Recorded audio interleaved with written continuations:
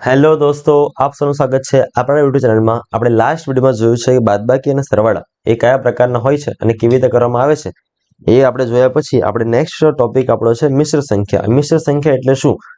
આપણે એના પહેલા યાદ કરીએ કે અપૂર્ણાંકની સંખ્યા એ શું છે। બરાબર, અપૂર્ણાંકની સંખ્યા શું હતી કે અપૂર્ણાંક એટલે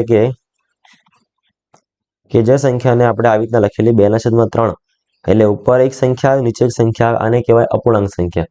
હવે મિશ્ર સંખ્યામાં એક આગળ એડ કરવાનું છે કે અપૂર્ણાંક સંખ્યાની આગળ એક અંક લખવામાં આવેલો હોય, બરાબર, એક અંક લખેલો હોય તો તે સંખ્યાને શું કહેવાય? મિશ્ર સંખ્યા કહેવાય। જેમ કે આપણે આવી રીતના લખેલું હોય 5/7 આ અપૂર્ણાંક સંખ્યા છે, પણ આગળ આપણે 3 લખી દઈએ ને તો એને શું કહેવાય? આપણે મિશ્ર સંખ્યા કહેવાય। બરાબર, એને શું કહેવાય? મિશ્ર સંખ્યા કહેવાય।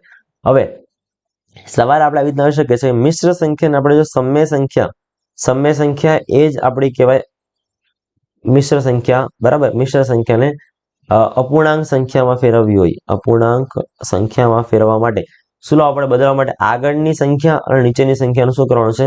ગુણાકાર। આપણે ખાલી થિયરી સમજી લઈએ પહેલા કે આગળની સંખ્યા જે હોય અને નીચેની સંખ્યાનો શું કરવાનો છે?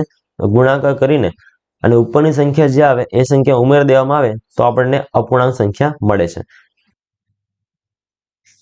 ઓકે, હવે ડિસ્કસ શું કર્યું આપણે કે પછી આપણી પાસે મિશ્ર સંખ્યા હોય, મિશ્ર સંખ્યાને હા બદલવાની છે આપણે અપૂર્ણાંક સંખ્યામાં, એને સમય સંખ્યા પણ કહેવાય।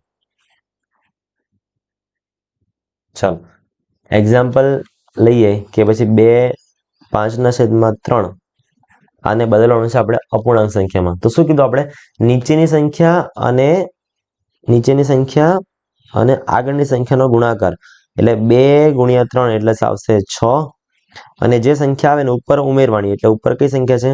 5। ચાલો 6 અને 5 કેટલા થાય? 11 અને આપણે નીચે જે સંખ્યા આવે એ જ પાછી લખી નાખવાની એટલે 3 લખાશે। એટલે આપણે આ જે કર્યું ને એને મિશ્ર સંખ્યામાંથી શેમાં ફેરવી આવશે? આપણે અપૂર્ણાંકમાં। હજી એક એક્ઝામ્પલ લઈએ કે જેમ કે આવી રીતના હોય 5/2/7। ચાલો નીચેની સંખ્યા આગળની સંખ્યાનો ગુણાકાર, નીચેની સંખ્યા છે 7 ઉપરની સંખ્યા છે 5, 7 × 5 7 × 5 કેટલા થાય? 35 થાય અને ઉપરની સંખ્યા ઉમેરવાની છે 35 અને 2 ઉમેરો તો કેટલા આવશે? આપણે 35 36 ને 1 37 અને છેદમાં કઈ સંખ્યા છે? 7/7 રાખવાનો છે। તો આજે આપણે આજના વિડીયોમાં જોયું કે મિશ્ર સંખ્યામાંથી અપૂર્ણાંક સંખ્યા કેવી રીતના ફેરવવામાં આવે છે, મિશ્ર સંખ્યા શું હોય છે।